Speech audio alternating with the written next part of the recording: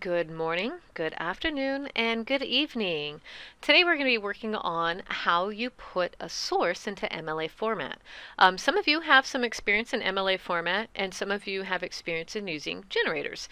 I kind of want you, in a sense, to forget some of the things that you've learned because I'm going to give you what I want for MLA format. This is very, very particular to me. I find throughout my experiences in teaching, students who don't actually get this kind of information really have a hard time struggling and understanding why are we doing MLA format? Why is, to some students, it's very frustrating and they're annoyed and they don't want to do it because there's no understanding behind it. So because of that, I really want to make sure I emphasize this. And I do put a lot of work and effort into this for a reason, which that being the case, I have very high expectations of MLA format.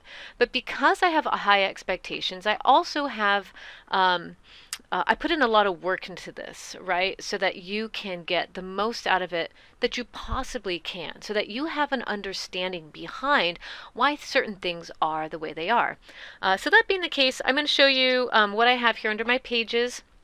I give you an example of the works cited page, which we will get to in a little bit. And the MLA template. And the template is pretty much everything below that we're going to be talking about. You can click on that, you can copy and paste it and fill in blanks if that works for you. But for now, I'm just going to walk you through and I'm going to show you what I've done is I break it open. Remember we talk about how do you eat an elephant? You eat it one bite at a time. And I'm trying to give you pretty much the most digestible bites that I can for you to see the big picture. That being the case, I'm going to show you MLA as it is broken down into the pieces and why that's the case. So we first start off here with the author. So author, super easy. What is the title of the work? The title of where it came from, the volume number and the page number, or the volume number and the actual number of the issue, the date, the page numbers, and where the source is from. So you might be looking at that and going, oh, I don't really understand. And that's okay. With this, you're also going to notice that I have in here punctuation, and it's incredibly important that you follow the punctuation. I will repeat that.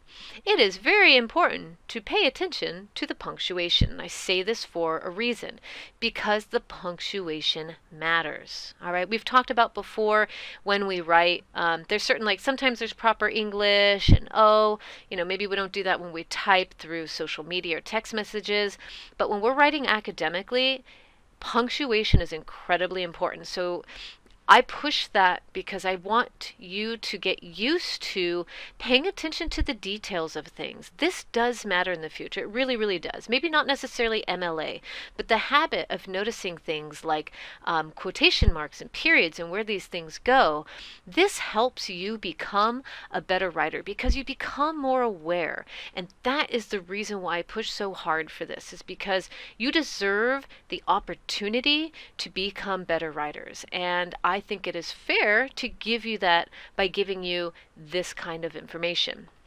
So that being the case, let's break it down so you can see what you need for a source summary. So the very first thing off is obviously is the author.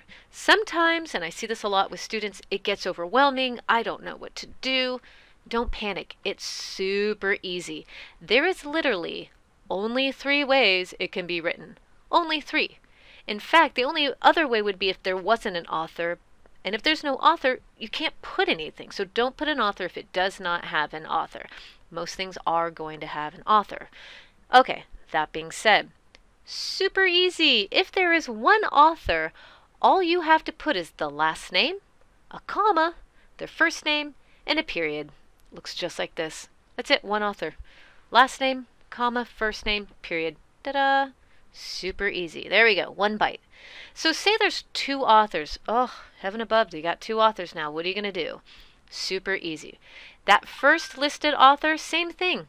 Last name, comma, first name, comma, because we still have more to add, which is 1 more person. So you do and Barbara, right? So this first name and their last name.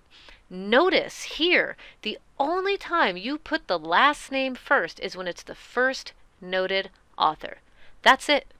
right? So imagine if you were to get rid of everything else, it would still look the same as the very first author, okay? And so in order, the next person, their first name comes first and then their last name. This is all you need to know. In fact, the only time you will be writing more than one author is when you have two. That's it. That's it. If you have more than two, oh, hallelujah, super easy. Scroll on over, you'll see same thing, last name, comma, first name, comma again, because you have a little bit more to write, et al. Period. That's it. That's all you have to worry about. The only time you need to consider another name is when there's two authors. If there's more than two, just put et al. Super, super easy. Okay? So anyway, that's the authors. That's it. Sometimes you'll see 16 authors. Oh my gosh, can you imagine? Don't even worry about it. All you need to know is that first one, and then you just put the et al. Instead. Super easy. Ta-da! All right, you got that one down. That's one blank filled, okay? Don't forget, no matter what you do, you got to keep that period at the end. If it's more than two, you put the period. If there's two, you put the period at the very end. If there's one, you put a period. Okay, so you got to make sure that you put that information there. Okay? All right, title of the work. You're going to notice the title of the work is in quotes. Okay? Give us a second here. The title of the work is going to be the name of an article in a journal, the name of the article on a web page, maybe the name of the video on a YouTube, etc. Okay, so notice it's the title of the work that you've read, but not the source where it came from. Okay, so it's the title of the work. Makes a huge difference here. So if you have a book, you can put the chapter name here, but that's not very common. So you can kind of ignore all that second part. All you need to know is if it's the title of an article, the name of an article on a web page, or the video on a YouTube, right? So these are most things that people do. Super easy, but you have to make sure you got to put these quotes in. But notice right here, there's a period inside the quotes, okay? So again, title of the work, period inside of the quotes. All right, very important. Okay, super easy. All right, so this must have quotation marks. It's not italicized. You do not italicize the title of the work. Okay, again, the title of that work is that article that you read, the video on YouTube, that, article on the web page. That's where you do the quotes. You do not italicize that. What you do italicize is the next thing, and that's where that article came from.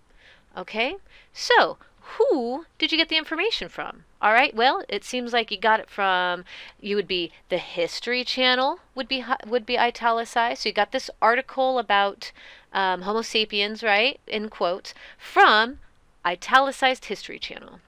Does that make sense to you? Okay, so this would include the name of the book. So Wild Meat and the Bully Burgers, if you use that book, you would italicize it.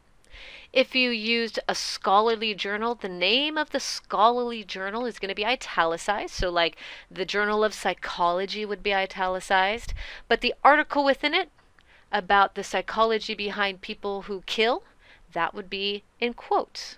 Okay, does you see how this is working?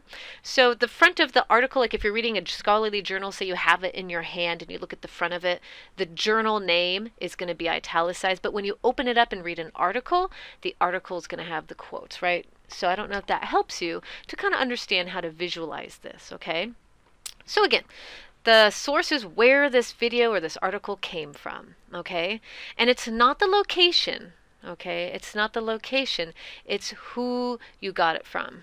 Okay, all right. Make sure, don't forget, you italicize here. Don't forget, italicize. You italicize and you add a comma. Okay, you add a comma at the end. All right, and you're going to see why. Notice when you come over here to volume number, it's lowercase. Volume number and issue number are both lowercase. You do not capitalize the V or the N. I'm going to repeat that. You do not capitalize the V or the N. And if you write it correctly, if you put the comma here, this won't automatically capitalize. It should not automatically capitalize. So you got to make sure you check your edits when you turn these in, okay? Volume is VOL period. That's it. This blank where there's the underscore, that's where your volume number is actually going to go. Okay, I only have it underscored so that you know something goes there. Do not underscore the volume number. Okay, that's just a placeholder. The same thing with the number. Okay, so it's VOL period space, whatever the number is, comma, NO period space, comma, right? Okay, so I have to emphasize this because you will be surprised at some of the things that I see come through. Do not underscore your numbers. That's just a placeholder, okay? The same will go for the page number. Anyway, so the volume number only applies to scholarly journals. If you're on a web page, you're not going to have a volume number. So a volume number, imagine you go into like a bookshelf, all right? And so you have a whole bunch of stuff you're looking at. And when it comes to a what do you call it, a scholarly journal, there's a volume number and then an issue number, okay? The volume number is going to tell you which, what volume is it in. The issue is going to say, so to be a volume 52, there's 52 volumes. Within 52 volumes, you've got like, 10 issues, okay? So you would pick, this tells me which of the, how do I say that? Which category to go into, and then this is going to tell me which issue number I pull. Okay, I don't know if that makes sense to you, but that's the point of these. Okay, but again, it only applies to scholarly journals. If your sources do not have a volume or issue number, don't pretend and make something up. I've had students go, oh no, I need something. It does not. If it doesn't have a volume number or an issue number, do not put it in. That's lying, and it's plagiarism, and it's confusing for somebody like me who sees that on a website link. So do not do that. Okay? Let's see here. Again, the V in volume is lowercase, the N in issue number is lowercase, and Y because the punctuation before it has a comma. Okay, you don't just capitalize things in the middle of a sentence for no reason. I'm going to say that again when I get some of your messages. Don't capitalize something in the middle of a sentence if it doesn't need it, all right, if it's not a proper noun. Okay, you do not need to capitalize either of these. Make sure you follow them as the example. Again, comma. All right, so this is how it should look. Volume number, issue number, comma. Super simple. Okay, for the date, same thing. Notice it's lowercase. Why is it lowercase? Look before it. Before it, there's a comma. That means still the same sentence, still a part of what's ahead of it. Do not capitalize it. Okay, I say that, but May is a, you know what I mean? May is a proper noun, so you'd have to capitalize it. So anyway, but you see the reason why I put date here so that you know ahead of it is a comma. Okay, so the date is the date of the publication. All right, that's when something was published in a journal, when it was most recently updated online. You might have an article where there's two dates. You use the most recent because that is when it was most recently updated. It is the newest version. Okay. So there might be a time when there's no date on there. It's rare that that happens. If that's the case, you just take the date when you actually got it off the internet. So it would be the most recent time in which you researched the information. So keep that in mind. It's rare that there's no date. If you're having an issue with that, you can email me and say, not finding a date, but usually it'll tell you, especially with articles. Okay. For an example, I want to show you what the dates will look like because when it's in order, it's going to have the day, if applicable, like so an article on a website or something like that will usually have a date. So the day, the month, and then the year. There's no commas in between any of these. Okay, there's no commas. It is the day, the month, and the year. Super simple. Scholarly journals are actually going to look a little different because scholarly journals are usually, I'm going to say, will not have an actual date of a day. Does that make sense? They're going to have a month and a year, but they're not going to have an actual date because the way they're published, they're usually published monthly, which would be May of 2019, or within the season, whether it's fall or spring or winter or summer, you'll see something along these lines. So A scholarly journal is going to look like this. They're not going to have a day because of the way that they're published. It's kind of like a Vogue magazine. Vogue magazine, when it's printed, is printed monthly, not daily. But articles in the news or articles maybe on a website, like a news website, those are going to have the actual day that it was published. Okay, so it's like the 23rd of May or the 16th of April.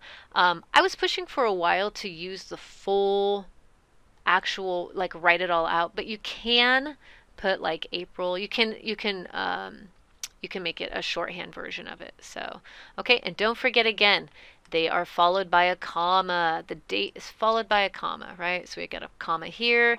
The date has a comma, which means the page number is going to be lowercase, okay? With page numbers, there's going to be some places that don't have page numbers. Case in point, a website. Because you scroll, there's just no page number because it's not on a page. Well, it's a web page, but it doesn't actually have a page in which you would turn. So web pages aren't going to have a page number, but scholarly journals, books, things that actually have page numbers, okay? If you see a little p, the little p is if it was just like one page, but it's very, very rare there's one page of something that you're reading. It's very rare. I don't think I've ever seen it. Maybe one time in my time teaching. I say that pretty seriously. Like, it's rare you're only going to have one page. So you'll always have PP. I know, I laugh every time I say that too. PP is multiple pages, okay? Not just one page, but 2 pages. And again, that blank space right here is just, or that underscore is just holding the space. So it'd be PP, page 244 to 256, all right? I'll have an example down here in a little bit. I forgot to put it there. So anyway, this is the page number. If it doesn't have a page number, do you put something there?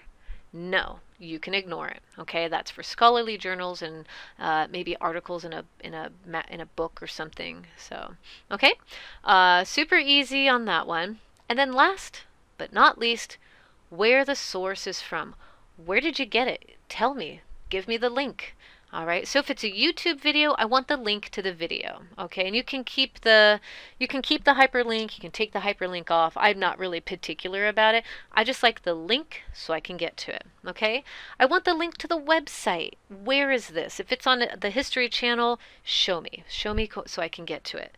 EBSCO and JSTOR are through the Butte articles section. I'm going to show you a little bit on how to do that research, but they have either an ISSN number or a DOI number. These numbers are very important, so that way I can go directly to where it is in EBSCO or JSTOR to find it. That way I don't have to do a whole bunch of searching. I can just use these numbers and get straight to it and check your sources. And yes, I do check your sources, okay? And this is just to ensure that you are utilizing this class and these resources as best you can and becoming well versed in it. So if anyone ever asks you, have you ever done some research? You're like, psh, yeah, my teacher made me. Okay, so no, if it doesn't have the information, don't put it. Okay, if there's no author, don't put an author. You can skip it, and you can start with the article name.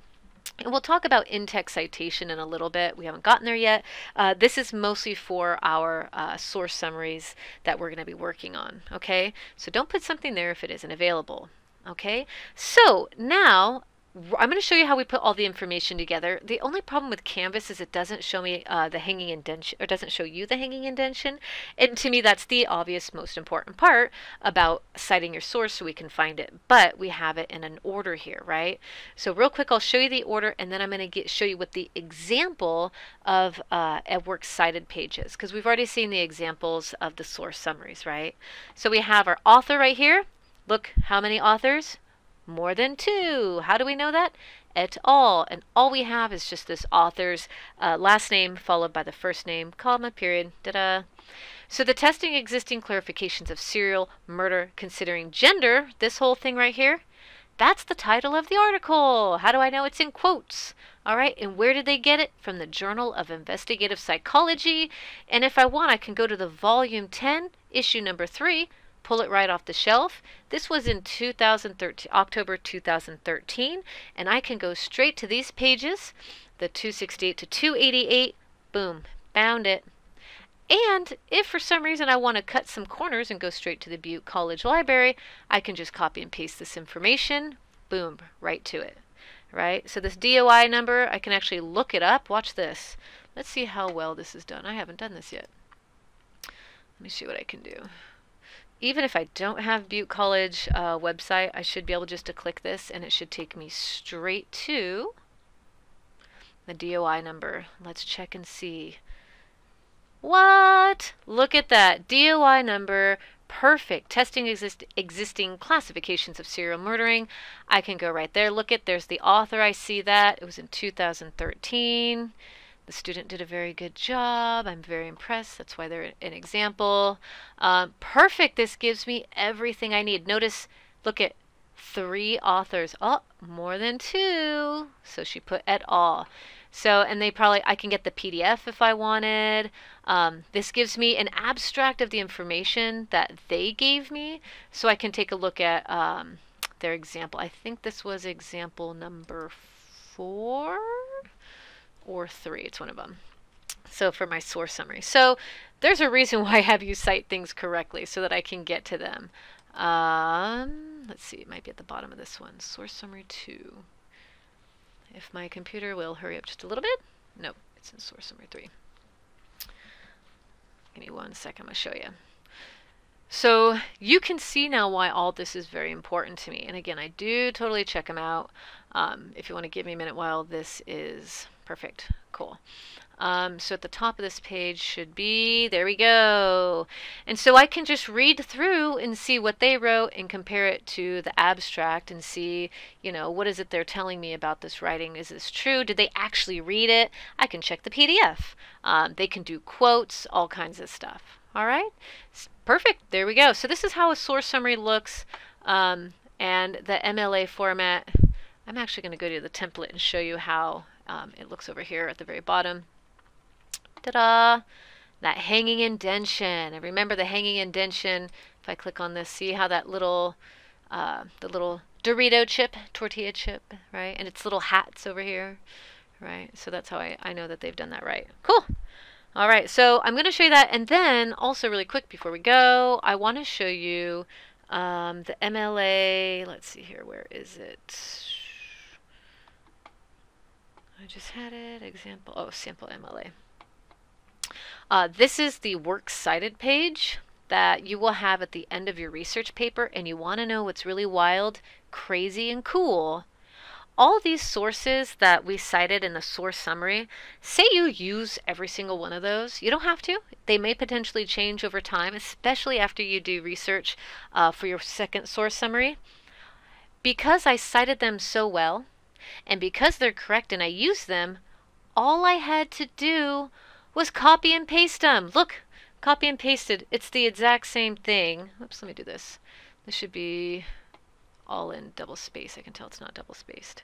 FYI, I do need double spacing on your works cited page. There we go.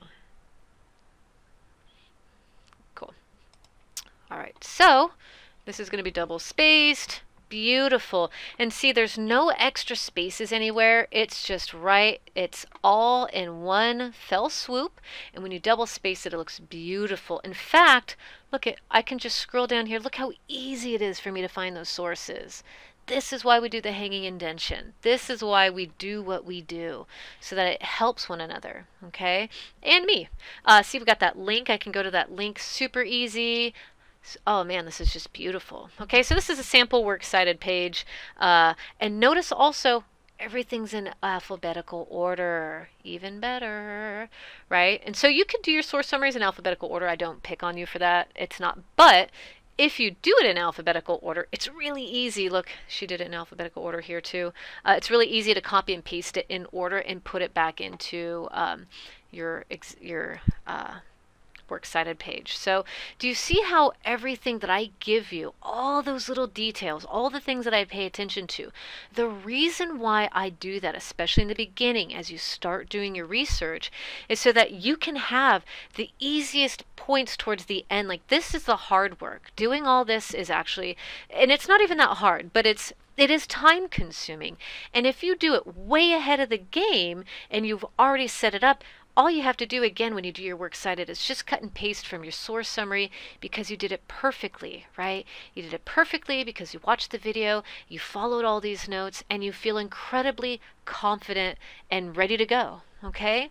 Anyway, so this is very much why I ask you to do the things that I ask you to do. And what's kind of like really annoying, I've noticed with students for them, is when they try and do the generator and then they copy and paste it and they put it in the works cited page, and it's multiple, it's different font, there's weird spacing, the links don't work. It ends up being a huge pain in the butt later. So to save yourself the trouble, I highly suggest paying attention to this particular lesson and going by that. So anyway, I'm doing what I can for you so that you can become better writers and feel more confident in what it is that you're doing and why. And also you can just brag to your friends that you're like really good at this, right? Okay. So anyway, again, please don't email me unless if you've watched every single video thoroughly and you've followed all the templates and you're doing your best and you still have questions. Please go ahead and message me. But if you haven't done that and you're just kind of like, I don't know what I'm doing, and you're overwhelmed, stop and take a breath and go slowly and just do one thing at a time, okay? Don't be overwhelmed by all the work. Take your time and read things through carefully. You know, that's the point of this class. It is online. You do have time to do that, at least for the time you would spend in class. That's the time we spend researching, okay? So anyway, if you have any questions, please take your time, read through everything, message me, let me know if you have questions, and you're good to go.